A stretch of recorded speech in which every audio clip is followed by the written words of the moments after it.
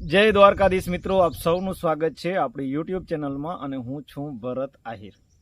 વાત કરવાની છે આગળના દિવસોના હવામાનની અને ખાસ કરીને જે તમને વાતો સંભળાઈ રહી છે કે વરાપનો માહોલ જોવા મળશે, તો કયા વિસ્તારમાં સંપૂર્ણ વરાપ નહીં જોવા મળે તેની પહેલી વાત કરી લઈએ તો પશ્ચિમ સૌરાષ્ટ્ર, જેમાં દ્વારકા જિલ્લો, પોરબંદર જિલ્લો ખાસ અને કચ્છનો દરિયાકાંઠાનો વિસ્તાર, આ વિસ્તારોની અંદર અને થોડો ઘણો ભાગ દક્ષિણ સૌરાષ્ટ્રનો એટલે એ પણ દરિયાકાંઠાનો વિસ્તાર, આ વિસ્તારની અંદર રેડા ઝાપટાનું પ્રમાણ 10 તારીખ સુધી ચાલુ રહેશે અને 10 તારીખથી તેમાં વધારો થવાની પણ શક્યતા રહેલી છે।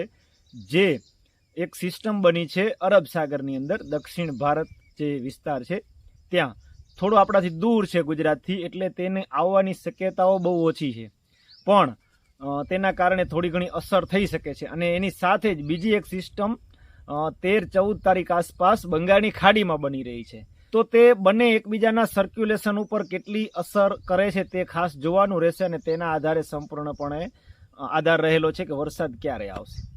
હવે બીજી એક વાત અહીંયા એ કરવાની છે કે આ રેડા ઝાપટા 10 તારીખ સુધી ચાલુ તો રહેશે, ત્યાર પછી વરસાદ સારો ક્યારે આવશે?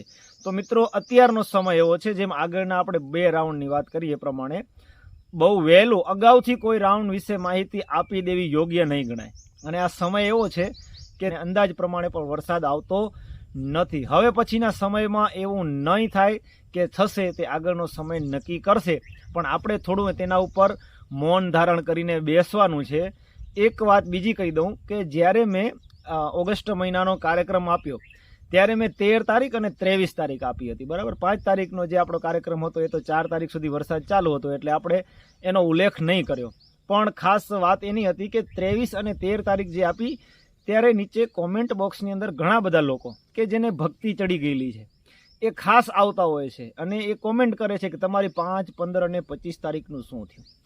એટલે ભાઈ આના ઉપર સિક્કો મારીને મેં નથી આપ્યું કે 5, 15 અને 25 તારીખના જ વરસાદ આવશે, પણ એ જ્યારે પણ મેં વિડીયોની અંદર વાત કરી, કારણ કે આ લોકો પૂરો વિડીયો પણ નથી જોતા અને માત્ર કોમેન્ટ કરવા આવે છે ને આમ હાજરી પુરાવા ભરત આહિર ગણી કે અમે આવી ગયા છીએ ને અમે તમારા સામે નેગેટિવ કોમેન્ટ કરી। તમારી કોમેન્ટને ડિલેટ કરતા 1 જ મિનિટ લાગે, કોઈને દેખાવાની નથી, પણ તેમ છતાંય હું છે ને ખુલ્લા દિલથી તમને છે ને મોબાઈલ નંબર નીચે કોમેન્ટમાં લખું છું કે તમે આના ઉપર કોલ કરીને કહો તો તમારી મર્દાનગી ખબર પડે, તમારામાં હિંમત કેટલી છે કે ભરત આહિરને ફોન કરીને તમે એમ કહો છો કે તમારી આગાહી ખોટી પડી, બરાબર। એટલા નીચે જ મોબાઈલ નંબર એટલા માટે જ લખું છું નીચે, તમે જે ભક્તિ બતાવવા આવો છો ને એટલા માટે।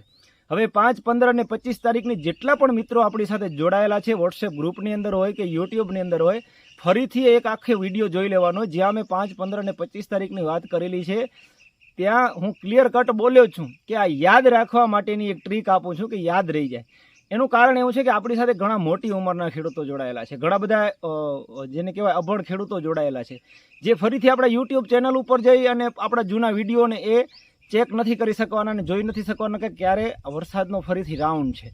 તો 13 તારીખ છે એ પણ 15 તારીખથી 2 દિવસ જ અગાઉ છે અને 23 તારીખ છે એ પણ 25 તારીખથી 2 દિવસ અગાઉ છે, એટલે 2 દિવસ અગાઉ વરસાદ ચાલુ થઈ જાય તો એ પ્રમાણેનું એ લોકો પણ આયોજન કરતા હોય અથવા એમનું પણ કામ આસાન થાય એટલા માટે થઈને આ વિડીયો બનાવ્યો છે। એ લોકો પેન પેપર લઈને લખ્યું હોય કે ના લખ્યું, હવે અભણ છે ઘણા બધા ખેડૂતો કે જેને લખતા પણ નથી આવડતું અને જેને મોબાઈલની અંદર એટલું બધું ધ્યાન પણ ના હોય કે કઈ જગ્યાએ જઈને આપણને આ વિડીયો મળશે ફરીથી, બરાબર।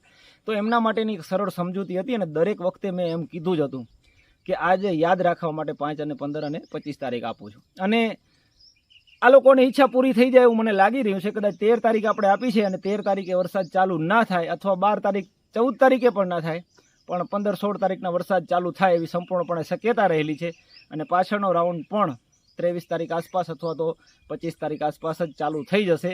જે એમને ઈચ્છા છે કે 5, 15 અને 25 તારીખના જ વરસાદ કેમ ના આવ્યો, તો એમની ઈચ્છા દ્વારકાધીશ પૂરી કરી દે। આપણે પ્રાર્થના કરીએ કે એમની ઈચ્છા પૂરી કરી દે એટલે પાછા ફરીથી કોમેન્ટ કરવા આવે ત્યારે એમને યાદ આવી જાય। તો મિત્રો આટલી જ વાત છે, આગળના રાઉન્ડની વાત છે ને હું તમને આગળના દિવસોની અંદર કહેતો રહીશ, માત્ર ઝાપટાઓ ચાલુ રહેશે તેના વિશેની જ વાત હતી। ગ્રુપની અંદર મેં અપડેટ આપી દીધેલી છે 4 તારીખે, એટલા માટે જ કે ગ્રુપની અંદર હું વહેલી અપડેટ આપી દઉં છું અને ઘણા બધા લોકો ગ્રુપની અંદર જોડાય પણ છે। ગ્રુપની હું લિંક નથી આપતો, ખાસ યાદ રાખજો, કારણ કે તમારે મેસેજ કરવાનો હોય છે મારા મોબાઈલ નંબર ઉપર અને એ મોબાઈલ નંબર ઉપર મેસેજ કરો એટલે હું તમારી પહેલી ઓળખાણ લઈ લઉં કયા વિસ્તારમાંથી તમે છો, એટલે કમસે કમ તમે જ્યારે ગ્રુપની અંદર કોઈ સવાલ પૂછો એટલે મારે પૂછવું ન પડે કે તમે કયા વિસ્તારમાંથી છો અને શું પૂછ્યો, લગભગ સુધી માહિતી દાખલા તરીકે કોઈ ગીર સોમનાથનો ખેડૂત છે તો ત્યાં વરસાદની અછત છે અને એ પૂછે કે અમારે વરસાદ ક્યારે આવશે, તો મારે પૂછા કરવી પડે કે તમે કયા વિસ્તારમાંથી છો. એના કરતાં મને ખબર જ છે કે તે ઉનાનો છે કે કોડીનારનો છે, કયા વિસ્તારના ખેડૂત છે, તો આપણે એના વિશે સંપૂર્ણપણે ધ્યાન હોય પહેલેથી જ, એટલે એને તરત જ જવાબ મળે, સમય બચે. અને બીજું કે ઓળખાણવાળો વ્યક્તિ હોય તો થોડું ધ્યાન પણ રહે. અને બીજી વખત ક્યારે બોલચાલ કરતા હોય, ગ્રુપની અંદર કંઈ કહેતા હોય તો આપણે એને સીધું કહી શકીએ કે ભાઈ તમે આ પ્રમાણેનું વર્તન ના કરો. અને ગ્રુપના નિયમની પ્રમાણે તો તમને ખબર જ છે કે ગ્રુપના નિયમ થોડા કડક બહુ છે. અને હું એક વખત ગ્રુપમાંથી રિમૂવ કરી દઉં ને પછી એને પર્સનલ બ્લોક કરી દઉં છું. બરાબર, એટલે ગ્રુપની અંદર આવવું એ પણ એક સરળ વસ્તુ નથી, કારણ મેં તમને મોબાઈલ નંબર આપ્યા, તમે મેસેજ કરી શકો, ફોન કરી શકો. વોટ્સએપ ગ્રુપની અંદર ફરજિયાત આવવું જરૂરી નથી. અને વોટ્સએપ ગ્રુપની અંદર આવી ગયા પછી કંઈ પણ નિયમનો ભંગ કર્યા પછી જો એને રિમૂવ કરવામાં આવે ગ્રુપમાંથી, પછી એને પર્સનલ મેસેજની જવાબ પણ હું નથી આપતો. પછી પર્સનલ મેસેજ, પછી પર્સનલ ફોન, કાંઈ નહીં, તે તમામ જાતના બ્લોક કરી દેવામાં આવે. એટલે આ એક નિયમ છે, તમારે વોટ્સએપ ગ્રુપની અંદર આવવું હોય તો પણ. અને તમે બાકી મારા મોબાઈલ નંબર છે, ગમે ત્યારે ફોન કરી શકો છો, ગમે ત્યારે મેસેજ કરી શકો છો. તો આ હતી આજની માહિતી. ફરીથી નવા વિડીયોની અંદર નવી માહિતી અને નવા રાઉન્ડ વિશેની સંપૂર્ણ માહિતી લઈને આવશું. આપ સૌનો ખૂબ ખૂબ આભાર. જય દ્વારકાધીશ.